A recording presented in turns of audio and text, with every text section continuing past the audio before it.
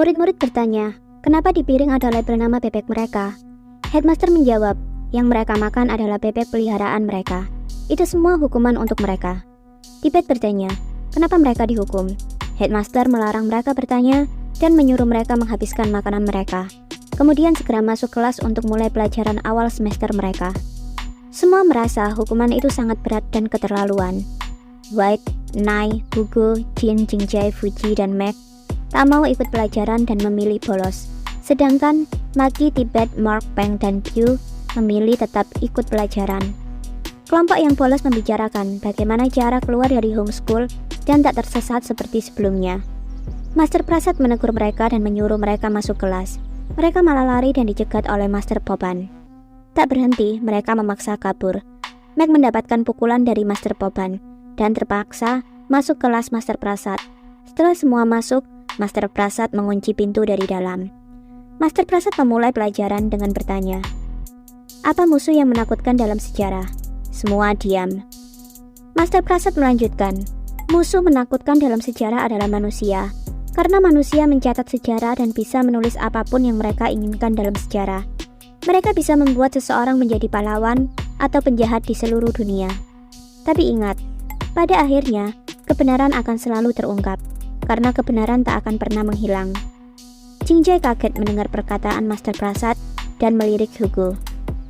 Master Prasad meminta mereka semua menghadapi kebenaran dengan menulis pengakuan tentang kesalahan yang mereka buat sejak berada di homeschool. White bertanya, bagaimana dengan kesalahan homeschool pada mereka? Apa Master Prasad tak menulisnya juga? Master Prasad mengatakan itu semua sudah sesuai aturan yang sudah diberitahukan pada orang tua mereka sebelumnya. Kalau mereka tak mau menulis, tidak akan ada yang keluar dari kelas sampai jam tidur malam mereka. Mau tak mau, mereka mulai menulis kesalahan mereka.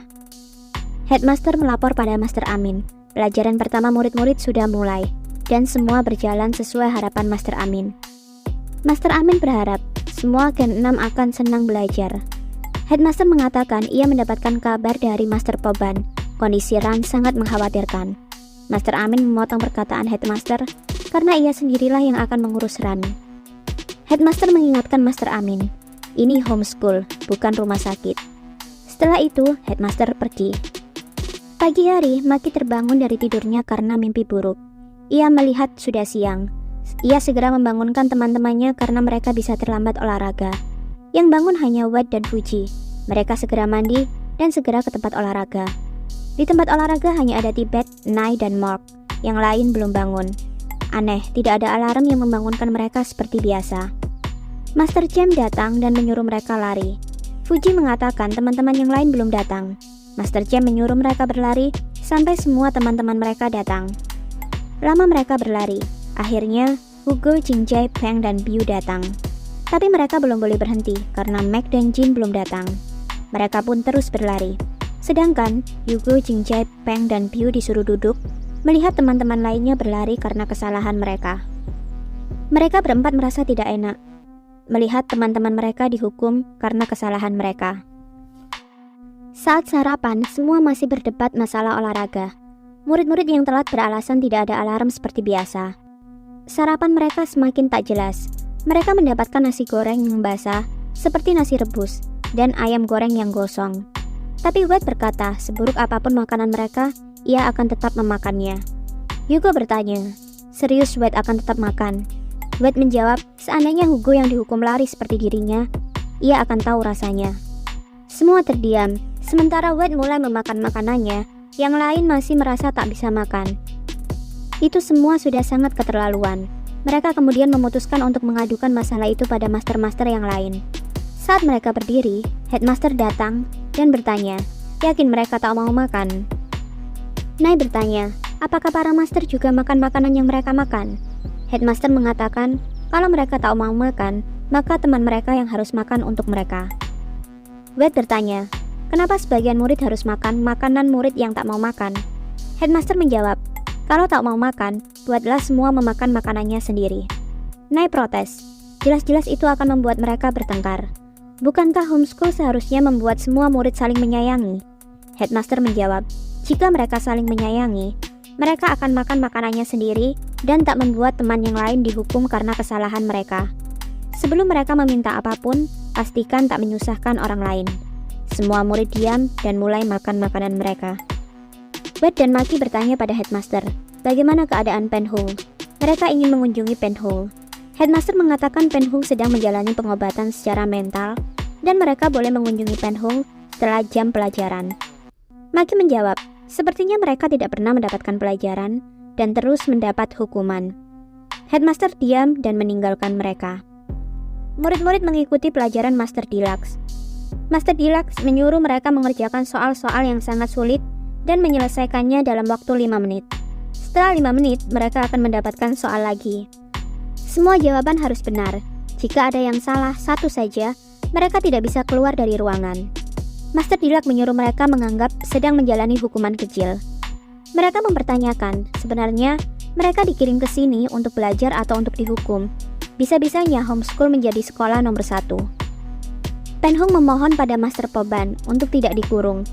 Ia terus minta maaf pada Master Poban.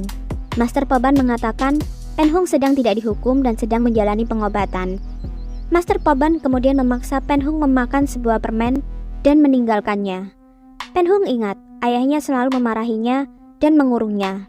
Penhung memukuli kepalanya sendiri dan terus meminta maaf. Maki dan Wade datang dan menenangkan Penhung. Penhung sedikit tenang. Wade memberi Penhung croissant. Penhung sangat senang mendapat croissant dan langsung memakannya.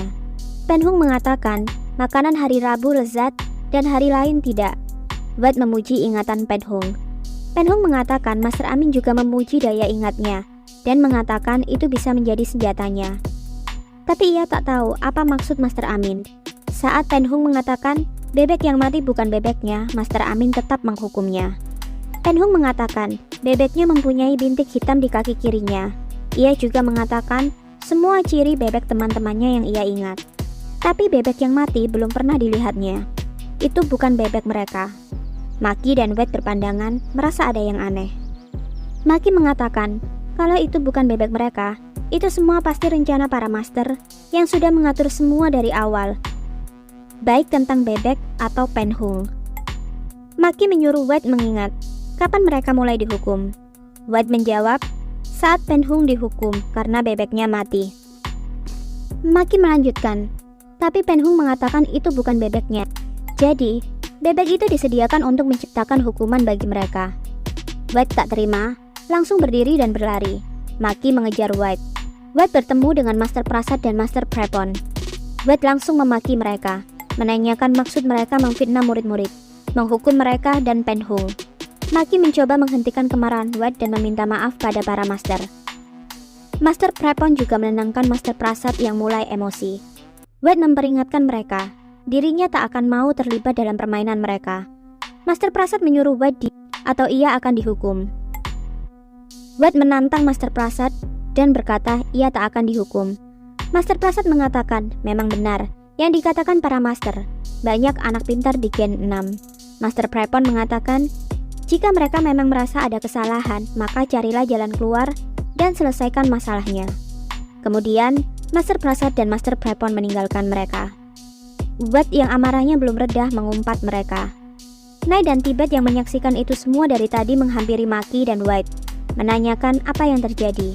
Maki dan Wade mengatakan Penhung sedang difitnah dan mereka harus membantunya secara hati-hati. Nai dan Tibet beranggapan mungkin itu semua dilakukan untuk memberi mereka pelajaran. Wade tak mengerti pelajaran apa yang diberikan dengan cara memfitnah seperti itu. Ia tak tahu kenapa orang dewasa suka sekali memfitnah. Ia datang untuk belajar di homeschool pun karena ia difitnah oleh bibinya sendiri. Ia tak boleh keluar rumah. Ia difitnah terlibat atas kematian orang tuanya. Bahkan polisi Amerika sudah memastikan dirinya tak terlibat sedikit pun. Tapi bibinya tak percaya. Bibinya bilang, media terus menyerang mereka dan bibinya terpaksa harus menyuap mereka agar diam. Sebanyak apapun Wade membela dirinya dan mengatakan tak bersalah, bibinya terus mengatakan ia pembohong dan pembuat masalah. Wade sudah menegaskan ia tak bersalah. Apapun yang terjadi, ia sangat menyayangi orang tuanya dan tak mungkin melakukan perbuatan keji pada orang tuanya, seperti yang dilakukan bibinya dan para kerabat. Bibinya terus menyuruh Wade masuk homeschool agar semuanya membaik. Orang dewasa suka menghakimi dan memaksa, menjadikan anak-anak seperti yang mereka inginkan, terutama di homeschool. Maki mengatakan, karena itu, mereka harus melawan. Nai tidak yakin bisa melawan, karena mereka hanyalah anak-anak. Tibet menyarankan, untuk bertanya saja pada master-master, apa alasan mereka melakukan itu semua, membuat bebek Penhung mati dan menghukum mereka.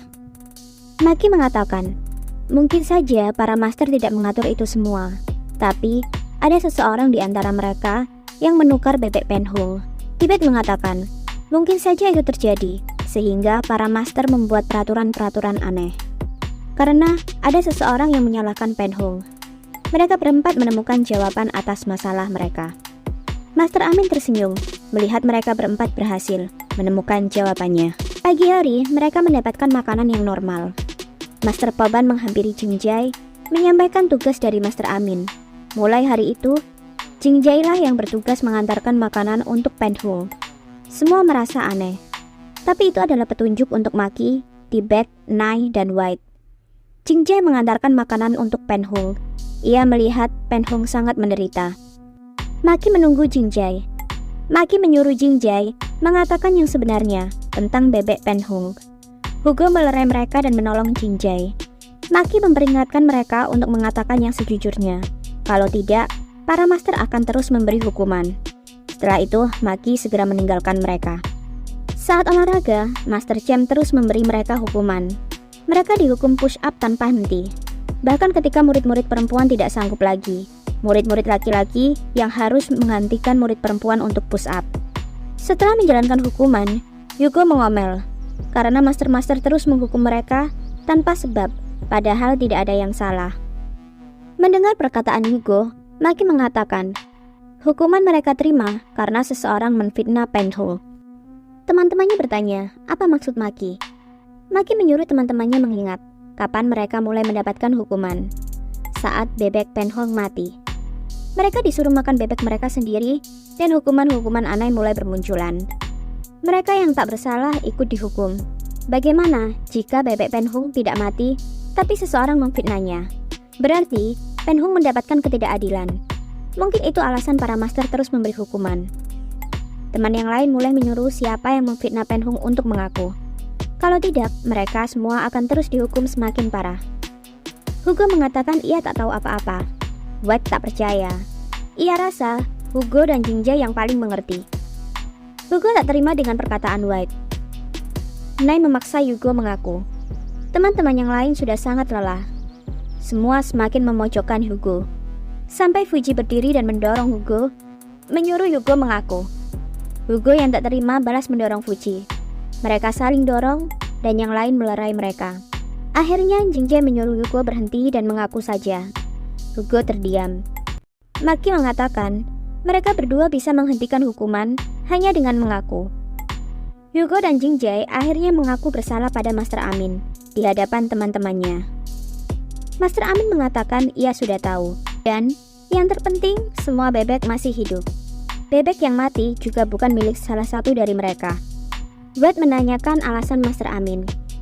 Master Amin menjawab, itu pelajaran pertama yang diberikan agar mereka mengerti untuk menciptakan masyarakat yang baik adalah tidak boleh membiarkan orang yang bersalah dihukum secara tidak adil.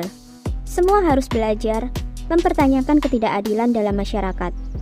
Jangan diam saja saat melihat ada yang tak beres, atau mereka juga akan dihukum. Mulai sekarang, hukuman akan dihentikan dan Penhung akan dibebaskan dari hukuman. Hugo dan Jingjai harus merenungkan kesalahan mereka secara serius tentang tindakan mereka yang mempengaruhi teman-temannya dan belajarlah dari kesalahan. Karena rasa bersalah akan mengikuti mereka seumur hidup. Master Amin mempersilahkan semua untuk istirahat. Penhung dibebaskan. Hugo dan Jingjai segera minta maaf pada Penhung. Dengan mudah Penhung memaafkan mereka. Hugo dan Jingjai masih tak percaya Penhung begitu mudah memaafkan mereka. Penhung mengatakan, minta maaf adalah langkah pertama merenungkan kesalahan. Yang paling penting adalah, apakah mereka membuat kesalahan yang sama setelah itu? Jika mereka melakukan kesalahan yang sama, itu berarti mereka belum benar-benar merenungkan kesalahan mereka. Master Amin mengumpulkan semua murid dan para master. mengumumkan mengangkat Maki menjadi ketua kelas Gen 6 sampai kelulusan mereka nanti.